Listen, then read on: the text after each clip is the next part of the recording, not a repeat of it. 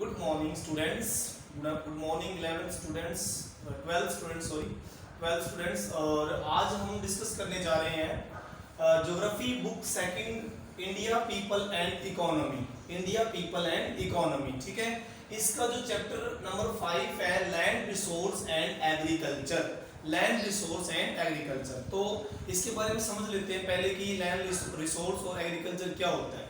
देखिए, जब भी कोई कंट्री होता है, जैसे मान लो इंडिया हमारा कंट्री है या कोई भी कंट्री मान लीजिए, तो उस कंट्री के जो भी एरिया होता है, उस एरिया को हम उस कंट्री का लैंड रिसोर्स कहते हैं। जैसे हमारा एरिया जो टोटल इंडिया का है वो पूरी अर्थ का 2.4% है।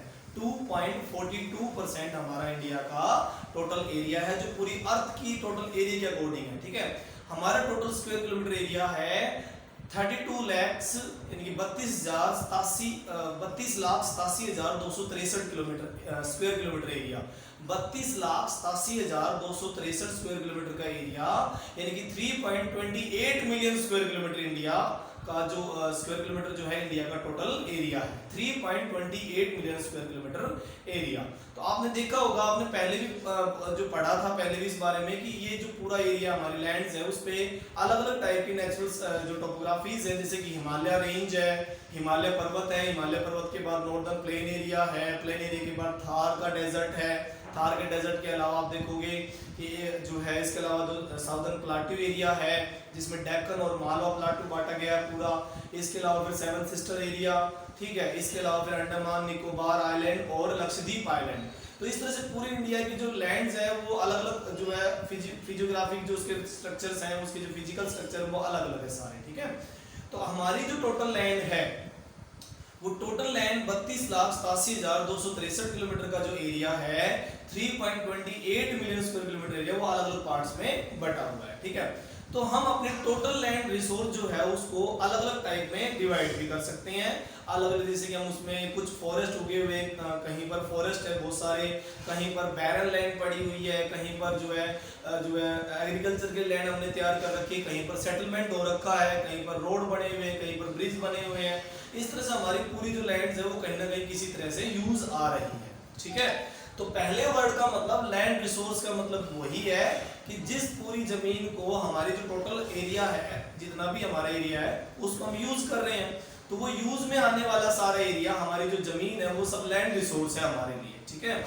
इंडिया के लोग उसका यूज कर रहे हैं, that are all land resource. अब बात करते हैं अगला टॉपिक जो हमारा इसी का एग्रीकल्चर।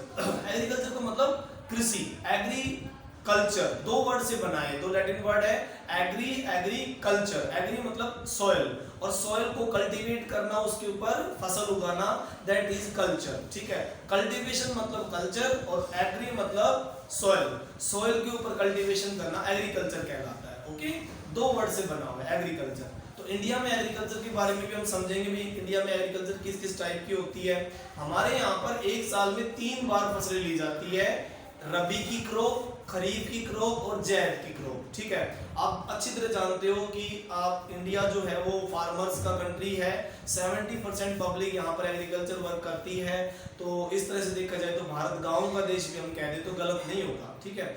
हमारे इंडिया में 3 टाइप की जो क्रॉप है, रबी, खरीफ और जैद ली जाती है। रबी की फसल सर्दियों की फसल होती है, खरीफ की फसल गर्मियों के बाद जब बारिश का मौसम शुरू होता है तब वो खरीफ की फसल होती है, और सर्दी और बारिश के मौसम के बीच में जो छोटा सा जो गर्मी का मौसम आता है, जो गर्मी का जो मौसम आता है उसके अंदर फिर जैद की फसल ली जाती है। जैद की फसल ज्यादातर जो सब्जियों की फसल होती है, और रबी की फसल गेहूं और सरसों की फसल होती है, और खरीफ की फसल ज्यादातर जैसे कि आपकी जो ये दाल हो गई, इसके अलावा जो है जैसे मान लीजिए आपका जो बाजरा हो गया, इसके अलावा गुवार की फसल हो गई, ये सारी क्या है खरीफ की फसल मानी जाती है, ठीक है। तो आइए देखते हैं हमारे लेसन में हम क्या क्या टॉपिक डिस्कशन करने वाले हैं। तो आज हमारा लेसन जो है सबसे पहला कि land use category, land use category, ठीक है आगे, ठीक है। यस, तो हम देखेंगे पहला टॉपिक हमारा land use category. Land use category का मतलब है कि हमारे यहाँ पर जो लैंड्स हैं, जितनी भी हमारी जमीन है, उसको किस किस टाइप की कैटेगरी में बांटा जा सकता है। जो लैंड हम यूज कर रहे हैं, चाहे वो हमारे एग्रीकल्चर में काम आ रही हो, चाहे वो फॉरेस्ट में वर्क कर रही हो, तो वो किस तरह से की जा सकती है, ओके। तो लैंड यूज रिकॉर्ड्स जो बनाए जाते हैं पहले, लैंड यूज कैटेगरीज को बांटने के लिए पहले लैंड यूज रिकॉर्ड बनाए जाते हैं, और हमारे इंडिया में land revenue department land use record बनाता है। कितनी जमीन किस चीज में काम आ रही है, कितनी जमीनें कहां पर कितनी जमीन का यूज हो रहा है, तो वो सब कौन डिसाइड करता है? लैंड रेवेन्यू डिपार्टमेंट, जो जमीन के ऊपर टैक्स निर्धारित करते हैं। फर्टाइल लैंड पर, अनफर्टाइल लैंड पर, बैरन लैंड पर वो अपने आप ही डिसाइड करते हैं कि किस पे कितना टैक्स होना चाहिए, फार्मर को कैसे हेल्प करनी है, कैसे जो है सोइल को ठीक करना है, वो सारा जो वर्क है सर्वे डिपार्टमेंट यानी कि लैंड रेवेन्यू डिपार्टमेंट उसको हैंडल करता है। ओके, तो देखिए हमारे इंडिया में सर्वे ऑफ इंडिया मेजरमेंट जब हमारे यहाँ पर होता है जमीनों का, तो उसमें इस तरह की कैटेगरी बांटी जाती है कि हमारे यहाँ पर लैंड यूज किस तरह का हो रहा है। हमारे यहाँ पर जो टोटल हमारी 23.28 मिलियन स्क्वायर किलोमीटर एरिया है, उस पे किस तरह की क्या क्या टोपोग्राफी नजर आ रही है, किस तरह की क्या क्या चीजें यहाँ पर नजर आ रही है। तो उन्होंने डिसाइड किया कि हमारे इंडिया में लैंड रेवेन्यू डिपार्टमेंट ने सर्वे के अकॉर्डिंग बताया कि हमारे इंडिया में जो लैंड यूज है वो फॉरेस्ट का एरिया है। फॉरेस्ट में कुछ हमारी जो जमीनें यूज आ रही हैं, मतलब कि जंगल वहां खड़े हुए हैं, छत्तीसगढ़ के हो गए, एमपी के जंगल हो गए, सेवन सिस्टर्स के जंगल हो गए, ठीक है, कुछ राजस्थान के अनक्लासिफाइड हो गए, गुजरात का अनक्लासिफाइड फॉरेस्ट हो गया, कुछ प्रोटेक्टेड फॉरेस्ट है, कुछ रिजर्व फॉरेस्ट है। इस तरह से फॉरेस्ट कैटेगरी में हमारी कुछ जमीनें यूज में आ रही है, फॉरेस्ट उगे हुए वहां पर, ठीक है।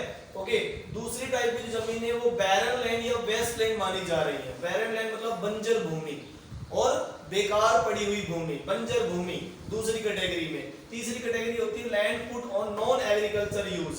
कुछ जमीनें ऐसी जिनके ऊपर एग्रीकल्चर नहीं हो रहा फिर भी वो यूज की जा रही है, कहीं पर फैक्ट्री लगाई गई है, कहीं पर कोई पुलिया बनाया जा रहा है, कहीं पर कुछ बांध बना हुआ है, बांध की वजह से पानी पीछे रुक गया है, तो वो क्या आ गया? Land put on non agriculture use, कि उसको नॉन एग्रीकल्चर यूज में ले रहे हैं, उस पे कुछ और प्रोजेक्ट लगे हुए हैं, ठीक है, इस तरह से। फोर्थ नंबर में जो कैटेगराइज किया हमें, फोर्थ नंबर पे जो कैटेगराइज किया है लैंड रेवेन्यू डिपार्टमेंट में, वो है area under permanent pasture. Area under permanent pasture. Permanent pasture का मतलब क्या होता है? चरागाह। ऐसा एरिया, कुछ भूमि हमारी ऐसी भी है जो कि चराई के लिए छोड़ी गई है, जहां पर जानवरों को, कैटल्स को चराने के लिए छोड़ा जाता है, तो वो परमानेंट पास्चर के रूप में है। जैसे कि आप देखो जम्मू कश्मीर का एरिया है जहां पर गुज्जर बकरवाल जाति के लोग हैं, हिमाचल प्रदेश का कुछ एरिया है जहां पर गद्दी शेरपा जाति के लोग जो पशु चराते हैं, तो वो सब भी क्या है? परमानेंट पास्चर लैंड में माना जाता है। ये लोग ट्रांसपोर्टेशन कर लेते हैं, सर्दी गर्मी के हिसाब से वो लोग करते रहते हैं, तो ये सब भी हमारा क्या है? नॉन एग्रीकल्चर यूज और परमानेंट पास्चर लैंड में काउंट होता है, ठीक है। अब 5 नंबर कैटेगरी जो है, 5 नंबर जो कैटेगरी है वो एरिया अंडर द मिसलेनियस मतलब टी क्रॉप्स में, and grows not included in not shown area. दोबारा देखिए, area under miscellaneous tree crops and grows not included in not net shown area, कि जो भूमि जो हमारी उपजाऊ है जिसमें हम खेती कर रहे हैं, ऐसी जमीन भी कुछ है जो डिस्प्यूटेड लैंड है, ऐसी जमीनें भी है जिसपे लड़ाई झगड़े के कोई कारण हो चुका है, उस जमीन पे स्टे आ चुकी है और वो यूज नहीं की जा रही है। मिसलेनियस मतलब कि उसके ऊपर ऐसे कुछ डिस्प्यूट हो रखे हैं जिसकी वजह से वो यूज में नहीं आ रही है। 6 नंबर हो गया culturable wasteland. Culturable wasteland की ऐसी जमीन जिसके ऊपर ऐसी जमीन जो बेकार पड़ी हुई है उसको कल्चर लेबर बनाया जा सकता है, उसके ऊपर एग्रीकल्चर की जा सकती है, तो वो भी कैटेगरी है। जैसे राजस्थान की बहुत सारी जमीन पड़ी हुई है, इंदिरा गांधी कैनाल पहुंचने के बाद तो उसको थोड़ा ठीक किया गया है, बाकी वो बंजर भूमि पड़ी हुई थी, रेतीली भूमि पड़ी हुई थी, और उसके ऊपर अब पानी का यूज करके उसको खेती योग्य बनाया गया है। तो ये हो गई 6 नंबर कल्चरल लेबर वेस्टलैंड, ठीक है। उसके अलावा 7 नंबर पे करंट फॉलो। करंट फॉलो मतलब अब फिलहाल जो प्रति भूमि हमारे पास है। कई बार नहीं होता, किसान जो है, किसान क्या करता है कि कुछ जमीनों को 1 साल के लिए 6 महीने की खाली छोड़ता है, बदवाड़ छोड़ता है, उसको हमारे लोकल लैंग्वेज में उस बदवाड़ कहते हैं। तो वो जो जमीन फिलहाल खाली छोड़ी गई वो करंट फॉलो मानी जाएगी। करंट फॉलो मतलब कि वर्तमान प्रति भूमि, वर्तमान प्रति भूमि। और कुछ जमीन ऐसी होती है follow other than current follow, कि जो अभी फिलहाल जो प्रति छोड़ी गई उससे पहले से भी वो खाली पड़ी हुई जमीन थी, मतलब उसको जो है यूज में नहीं ले रहे थे, follow other than current follow, ठीक है, करंट फॉलो। तो करंट फॉलो मतलब कि जो फिलहाल पड़ती भूमि के अलावा जो और पड़ती भूमि पहले से ही पड़ी हुई थी उसको हम follow other than current follow कहते हैं। और आखिरी हो गया नेट शोन एरिया, मतलब जिस पर फिलहाल खेती हो रही है। कंफ्यूज होने की जरूरत नहीं है आप लोगों को, एक बार दोबारा देख लीजिए। सर्वे डिपार्टमेंट ऑफ इंडिया ने लैंड हमारी जो इंडिया की उसको अलग अलग टाइप से कैटेगराइज किया है।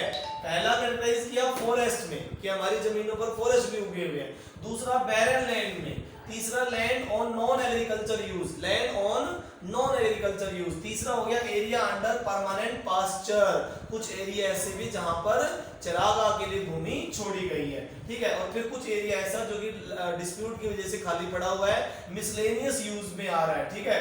तो वो हो गया।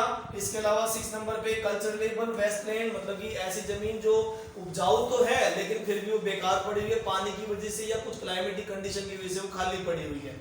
और फिर हो गया करंट फॉलो और follow other than current follow, मतलब कि प्रति भूमि या फिर ऐसी प्रति भूमि जो कि बहुत साल से खाली पड़ी हुई है। और लास्ट हो गया net shown area. Net shown area का मतलब है कि उस जमीन पे फिलहाल खेती हो रही है। जैसे मान लीजिए अगर एग्रीकल्चर लैंड हमारी 100% है कि भाई हमारी जो है 100% जो एरिया है उसमें जमीन पे खेती हो रही है, तो उस 100% को हम जो क्या कहेंगे नेट शोन एरिया, मतलब टोटल जितनी भी जमीन है हमारी उस जमीन पे कितने % पे खेती हो रही है। जैसे मान लो लैंड हमारा जो है 100% एरिया हो गया इंडिया का, तो उसमें 30 पे हो रही है, 40 पे हो रही है, 50% पे एग्रीकल्चर हो रही है जो कि फर्टिलिटी वाली जमीन है। उस फर्टिलिटी वाली जमीन पे जितने पे एक्चुअल में कृषि हो रही है, जिसमें एक्चुअल में एग्रीकल्चर हो रही है, वो क्या कहलाएगा नेट एरिया शोन, मतलब कि जिस पे एक्चुअल में एग्रीकल्चर की जा रही है वो नेट शोन एरिया। तो इस तरह से इसके 8-9 कैटेगरी में बांटा गया है।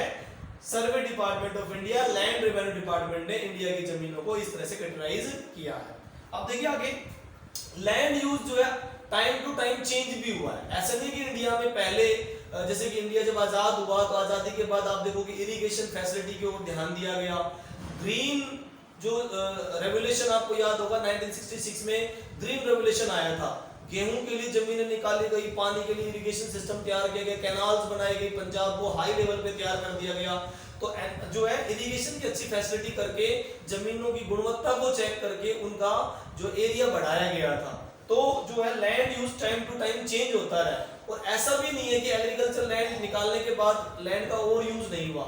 इंडस्ट्रीज में भी लैंड यूज होती रही है। जैसे कि पहले जो एग्रीकल्चर लैंड हमारी थी वो जब बाद में अलग अलग जमीनों पर सेटलमेंट होने लगा, प्लॉटिंग होने लगी, प्लॉटिंग के अलावा इंडस्ट्रीज वहां पर लगने लगी, तो देखोगे वो खेती की जमीनें कम पड़ती ही चली जाती है।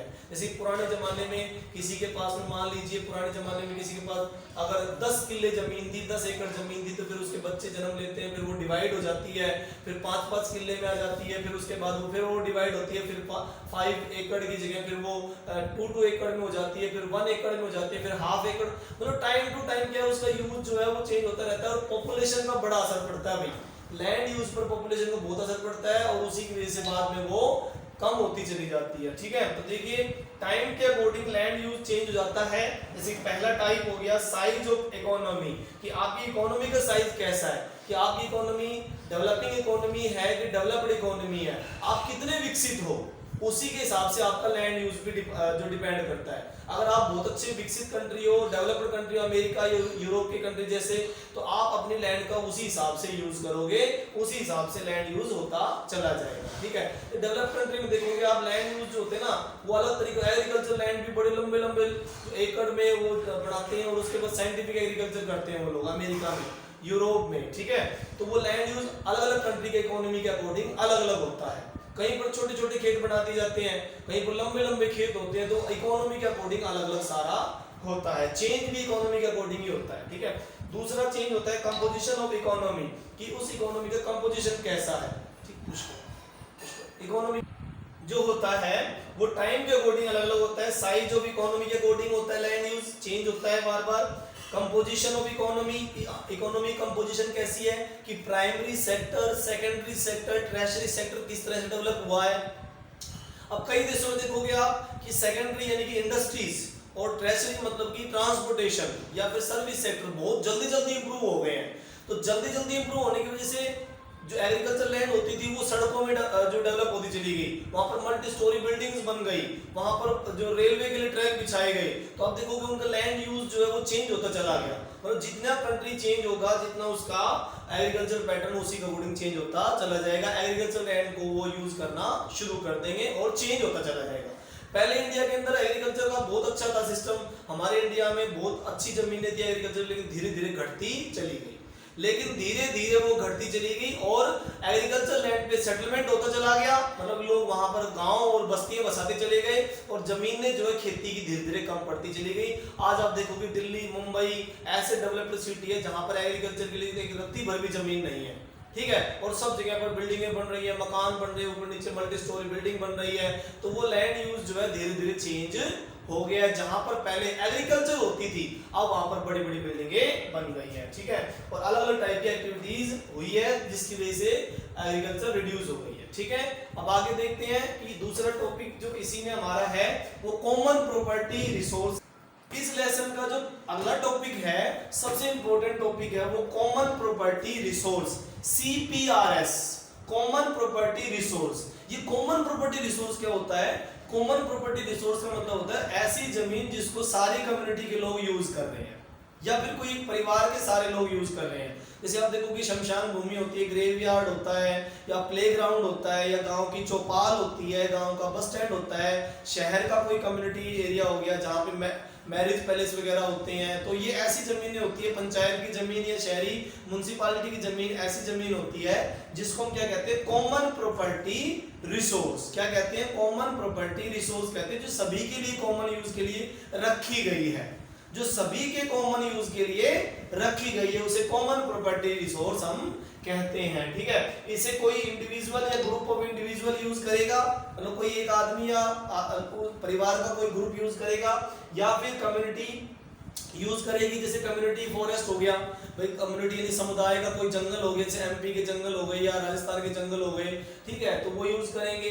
पास्चर लैंड हो गई यानी घास भूमि हो गई, जैसे जम्मू कश्मीर में बहुत सारी जमीनें ऐसी हैं, बहुत सारी घास भूमि ऐसी है जहां पर लोग क्या कर रहे हैं, मिलकर वहां पर अपने कैटल्स को, भेड़ बकरियों को चरा कर लेकर आते हैं, घुमा कर लेके आते हैं। पास्चर जो है वो कम्युनिटी पास्चर हो जाता है, कम्युनिटी फॉरेस्ट लैंड हो जाता है, सभी की मिलकर बनाई हुई ऐसी भूमि जो कि जहां पर लोग अपने कम्युनिटी के सारे लोग वहां पर जाकर अपने पशुओं को चराते हैं, या फिर ऐसा कम्युनिटी फॉरेस्ट कहलाता है, ठीक है।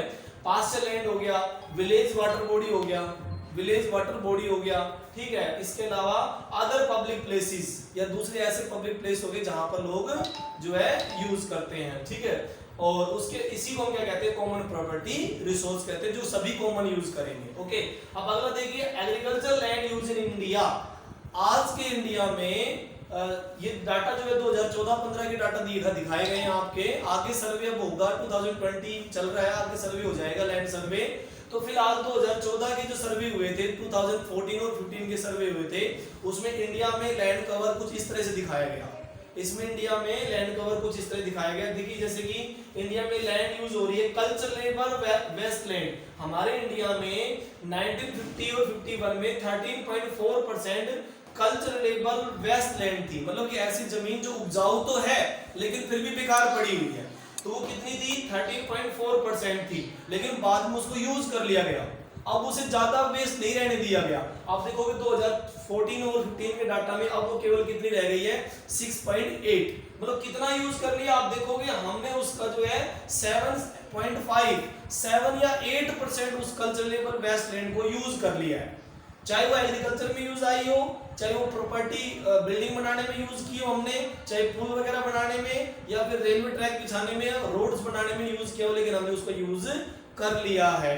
कल्चरेबल वेस्टलैंड को, जो कि पहले बहुत ज्यादा वेस्ट पड़ी हुई थी, उसको यूज करके अब भी 6.8 बची हुई है और उसको यूज करने के पूरे प्लान किए जा रहे हैं। इस राजस्थान में कल्चरेबल लैंड थी, मतलब कि मरुस्थल भूमि थी, अब वहां पर नहरें बिछा दी गई, इंदिरा गांधी कैनाल पहुंचा दी गई, तो उसके बाद देखोगे आज वहां पर बहुत अच्छे से वो वेस्टलैंड जो है वो यूज की जा रही है, ठीक है। दूसरा जो डाटा दिया गया वो follow other than current follow, कि मतलब प्रति भूमि जो फिलहाल प्रति छोड़ गई उसके अलावा प्रति भूमि, मतलब जो 5-10 साल से जो प्रति पड़ी हुई है, मतलब कि भदवाड़ की भूमि, मतलब कि ऐसी जमीन जिसपे एग्रीकल्चर नहीं हो रही है, उसे खाली छोड़ा गया है। तो उस टाइम 1951 में वो 10.2% थी। 10.2% जमीनें खाली पड़ी हुई थी, पानी की कमी की वजह से या फिर बंजर होने की वजह से उनको छोड़ा गया था। परती भूमि के रूप में छोड़ दिया गया, तो हो सकता है वहां पे पानी ना हो, खारा पानी हो, ठीक है, सॉल्टी वाटर हो, तो उसको खाली छोड़ दिया गया। लेकिन आप देखोगे 2014 और 15 के डाटा के अकॉर्डिंग ऐसी जमीनें बहुत कम रह गई है, मतलब 6.2% रह गई है। पहले कितनी थी? Follow other than current follow 10.2% थी 50 और 51 में, जो अब कितनी रह गई है? 6.2% ओनली। ठीक है, मतलब कि अब भी हमारे प्लान चल रहे हैं कि ऐसी जमीन को यूज किया जाए। ठीक है, अब देखिए करंट फॉलो जो कितनी है? 6.2, जो उस समय 1950-52 में जो यूज की गई थी करंट फॉलो, ठीक है, कि जो प्रति भूमि रखी गई थी, वो अब 2014 और 15 में 8.4 हो गई है। ठीक है, मतलब करंट फॉलो हमारी अब फिलहाल थोड़ी बढ़ गई है, प्रति भूमि छोड़ा जाता है ताकि रिकवरी जल्दी से हो सके। इस तरह देखा जाए तो नेट शो एरिया जो शो, मतलब कि हमारे इंडिया में 1951 में कितनी जमीन पर एग्रीकल्चर की जाती थी? नेट शोन एरिया, मतलब जिसपे फिलहाल 1950 और 51 में जो एग्रीकल्चर हो रही थी वो 70% थी, जो अब बढ़कर काफी अच्छी हो गई है। हमारी अच्छी टेक्निक्स की वजह से, इरिगेशन फैसिलिटीज की वजह से आज जो भूमि हम यूज कर रहे हैं एग्रीकल्चर में, वो 78.4% नेट शोन एरिया हमारा। ये बहुत अच्छी बात है, बहुत अच्छी बात है कि हम 2014 और 15 में 78.4% हमारा नेट शोन एरिया है, एग्रीकल्चर हम बहुत बढ़िया ढंग से कर रहे हैं। लेकिन एक समस्या और भी है, साथ साथ में पॉपुलेशन भी तो बढ़ रही है। जितना हम पूर्ति करने की कोशिश करते हैं उतनी पॉपुलेशन बढ़ती चली जाती है, इसलिए हमें विदेशों से इंपोर्ट करना पड़ता है, फूड ग्रेन इंपोर्ट करना पड़ता है। तो ये हमारी बहुत बड़ी समस्याएं हैं, पॉपुलेशन एक बहुत बड़ा प्रॉब्लम है हमारे लिए।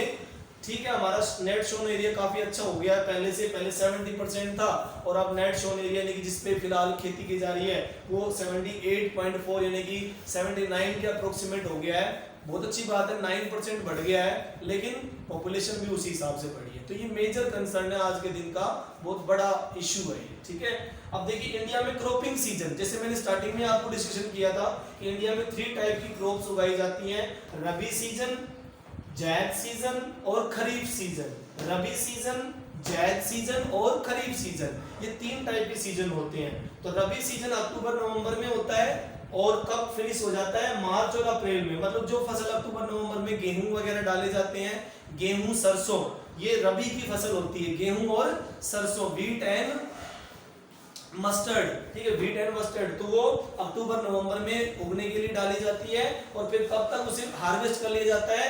मार्च अप्रैल में उसे हार्वेस्ट या काट दिया जाता है। ठीक है, इसमें व्हीट हो गया, ग्राम हो गया, मस्टर्ड हो गया, तो ये सारी की सारी क्या है? रबी सीजन की फसलें हैं। ठीक है, ध्यान रह जाएगा, रबी सीजन की फसलें कौन सी? व्हीट हो गया, ग्राम हो गया, मस्टर्ड हो गया, जो नॉर्थ इंडिया में सर्दियों की शुरुआत में उगाई जाती है और सर्दियां एंड होने पर, गर्मी शुरुआत होने पर उसे काट लिया जाता है। मतलब कि कब? अक्टूबर नवंबर में उगाया जाएगा और कब काट दिया जाएगा? मार्च अप्रैल में उसे फिनिश कर दिया जाएगा। ठीक है, तो ये रबी हो गई। दूसरी वाली है जैद। जैद मतलब जैसे ही सर्दियां खत्म हुई, गर्मियां शुरू हुई, तो गर्मियों के साथ ही फिर जैद की फसल उगाई जाती है, जो कि ज्यादातर वेजिटेबल क्रॉप होती है। क्या होती है? वेजिटेबल क्रॉप होती है। तो वेजिटेबल क्रॉप जैसे कि वाटरमेलन हो गया, कुकुम्बर हो गया, ये सब उगाई जाती है। ये कब?